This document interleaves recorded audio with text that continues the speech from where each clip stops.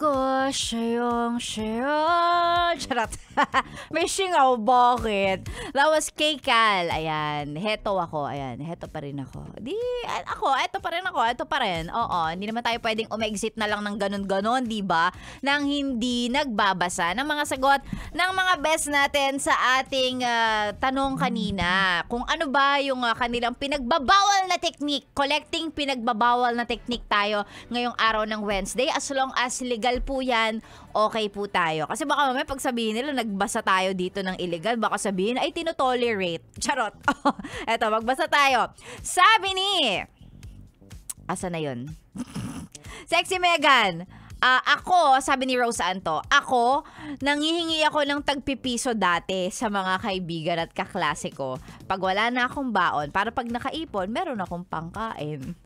Yung mga piso-piso sa mga kakilala mo. Uy, be, may piso ka ba dyan?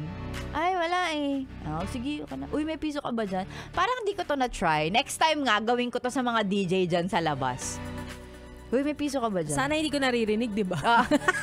May piso ka ba dyan? Sana hindi ko naririnig. O kaya hindi, syempre kasi mga nagtatrabaho na, pwede siguro 10 piso. Uy, Rico, may 10 piso ka. 10 piso! Malaki yan. 10 piso? So, pagkaan, 5. Pwede naman. 5. May 5 pesos ka dyan. Ay. Uy, pero nagamitan ako ng ganyang technique talaga. Na ano? Parang napapansin ko na hingi ng barya. Tapos sabi ko, ba't gano'n? Parang ginagawa na investment. Nag-iipon siya? Bakit ba? Ito naman. Nag-iipon eh. Pwede no? Pwede pala no? Araw-araw ka magtanong-tanong lang dyan. O kaya every other day para hindi mapansin. Or at least once a week. Tapos dapat naka-schedule. Pwede. Diba? Pwede, para naka-schedule in a way na hindi nila mapapansin. Tapos yung manghihingi ka pag busy sila. Kasi pag busy sila, ay kailangan mo ng piso. Ayaw nga. Ito, ayan. Diba? Ganon. Tama. Sexy Megan. At saka pag piso-piso o kaya barya-barya yung hiningi mo, hindi naman na sila maniningil eh. Diba? Ay, hindi Diba? Hindi, kahit 5 piso. Pag 5 piso, humingi ka sa akin 5 piso, bibigyan kita. Pero kapag dumating ang panahon na kailangan ko ng 5, maaalala ko na humiram ka sa akin ng 5 piso. Or talaga? So, di ba may 5 pa ako sa'yo? Hindi mo ibibigay sa akin, pero sasabihin ko, kulang kasi yung pera ko, ikaw na lang magbayad ng 5. Ganon! Patawad, pero pwede. Oo nga. Uy, di ba may 10 piso pa ako sa'yo? Kulang eh. Ikaw, nga, no? Ganon. Pwede. Wala pa lang lusot. Hindi kayo makakatakas sa akin. Walang lusot. Ito. Sabi naman ni June, pag pecha de peligro, tinidor at kutsara na lang ang baon kasi makikikain ka na lang sa mga kasama mo sa office. Grabe naman. Kutsara, tinidor na lang. Pero feeling ko pwede rin. May mag-work. May kaklase akong ganyan dati. Kala ko may ka-opisina ka dito. Sino sa tech? Sino ba yan? Hindi ko sasabihin na si Belmar yun. Yung tech namin dito, si Belmar Borja. Pero kutsara, tinidor na lang at saka yung mug. Totoo, ang masama dyan, nang re-recruit pa. Oo. Nag-aaya pa ng iba. Yung roving. Uy, paano ko Tapos tutusok-tusok dun sa pagkain ng iba. Oo, meron? Sasabihin pa, ay, halika. Pag may dadating, halika, kain ka, may pagkain dito. Kuha ko tsara, tinidor. Diba? Damay. Nakakaloka. Ano meron sa kaklase mo? Ay, ganun ang ginagawa niya. Hindi siya nagbabaon. Tapos, nag-aabang siya ng mga tao sa pila. Tapos makikihingi na lang siya doon, makikitusok. Oo, makikitusok na lang siya. Lalo na kapag bet niya yung ulam mo, close kayo today, ganon. Tapos pag hindi niya gusto, hindi kayo friends. So, bukas na yung iba. Parang masama yung ugali ng klase. Friends kayo pag gusto niya yung baon mo. Well, ayun ang pinagbabawal na technique. Malupit yun Mabubuhay ka kasi doon eh. Feeling ko naman, kung kakahingi ng ulam ng iba, mabubusog ka. Talaga. Oo, lalo pag sasaktuhan mo, naka-break time silang lahat. 'Di ba? Talaga naman no? Ito, sabi ni Charles, old but gold, ito Sexy Megan. Yung sasabihin mong may school project, o kaya ngayong nag-work na, may team building, pero ang totoo, inuman talaga. Para lang po mas madaling magpaalam. Uy, ba't yun naman nire-reveal ang mga Ska! Feeling ko sikreto naman, yan eh. Feeling ko naman alam na ng marami yan. Diba? Talaga ba? Oo. Team building pero inuman. School project, diba? Gagawa sa bahay ng kaklase pero may ambagan. Oo. Mag-iinuman talaga yon.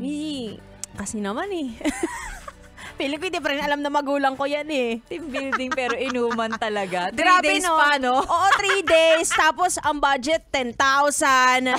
Nakakaloka kayo, ha? Kaya dapat pag mambubudol kayo, yung medyo malapit sa presyo nung, halimbawa, field trip. Magkano naman mga field trip ngayon? Hindi ko alam eh. Hindi ko na... Sabihin ko sana hindi ko na naabutan pero ang tagal na kasi. Pagpalagay natin mga 2,000, ganyan. Oo. Ang hihingin mo dapat, 1,500. Di ba tinuro? Medyo realistic. Kung May kung 2,000 ang field Field trip, trip. ang Tapos, kickback mo magkano? hindi ka sasama ng field trip eh. Gagala ka. Hindi ka na. Ang hihingin mo, medyo realistic dun sa totoong presyo. So sasabihin mo 1,500 na lang. 1,500 na pero lang. ang paalam nag-field trip. Nag-field trip. Pero Uy, hindi talaga. O, alam nyo nagawain ni Ganda Wanda. Oy, Ano hindi, pangalan nga ulit nung nanay mo? Sa teka lang. hindi ko ginagawa yan. Mga kaklase ko gumagawa niyan. Magkano pinakamalaking kickback mo nung nag-aaral ka? Takot ako, sexy Hindi rin Megan. ako din. Hindi ko kaya. Hindi ko nagawa. Hindi ko rin nagawa yung magsabi na makailangan ko ng, kunwari, 1,500. Oo. Pero ang totoo 1,000. Hindi ko din Dadagdagan. kaya. Oo, hindi ko Hindi ko kaya. rin talaga kaya. Sana nga ginawa ko eh. Pero hindi ko kaya talaga. Pero kasi ako nakakaipon ako, mas nakakaipon nga ako nung estudyante ako kaysa nung nagtatrabaho na ako eh. O, diba? Kasi siguro mas kaya mong magtipid. Oo, kasi limited ang binibigay sa'yo eh. Oo, tapos Meron kang araw-araw siya. Tapos hindi ko alam kung bakit baliktad, pero mas nakakatipid ako nung nag-aaral ako kaysa nung nag-work na. So, kaya hindi ko na kailangan mang kickback, ganun. Sa bagay. Diba? Mabait tayo eh. Mabait tayo Excuse talaga. me. Mukha lang masama ugali pero mabait yan. Hi, ma. Hindi, kasi nakikinig kasi si mama ngayon eh. Charot. Nakikinig pala. Ito. Sabi naman ni Karen, yung nakaschedule na lahat ng emails mo at nakaschedule yon after work hours para magmukhang busy ka kahit gabi na. Alam mo ba yon? Pwedeng mag-schedule ng email. Pwede nga. Pero anong pinapatunayan ni Karen? Para magmukha siyang masipag.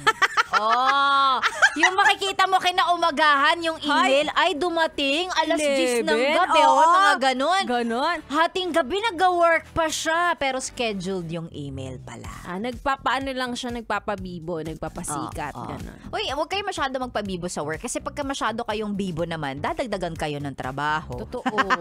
So, tamang lang. Pero, Pero masyado galingan.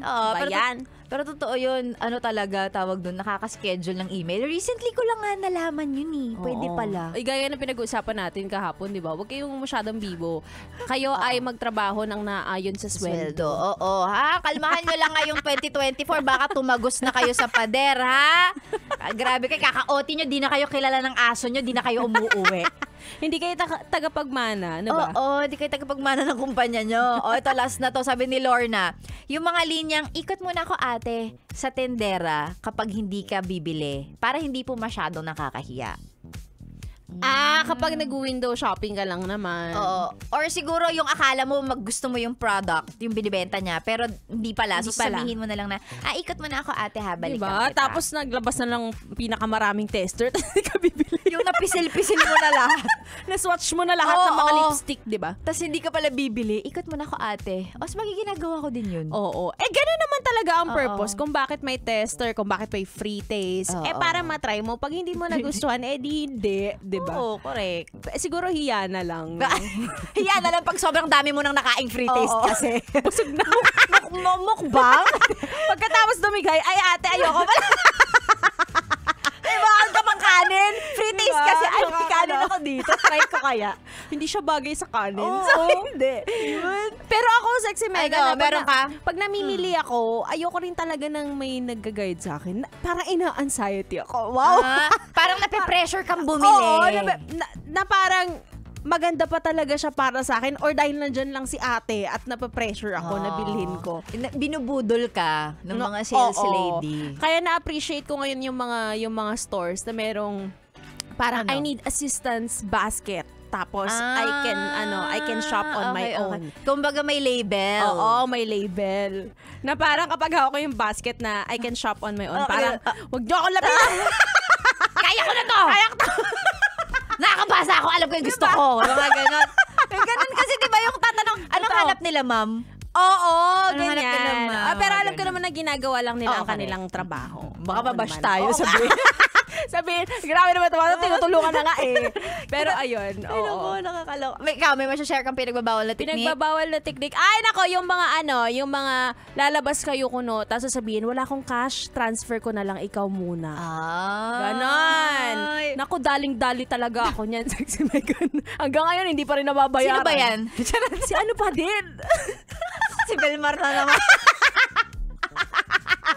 Ay, hindi na to yung tech namin. Ay, akala ko Oo yun. naman.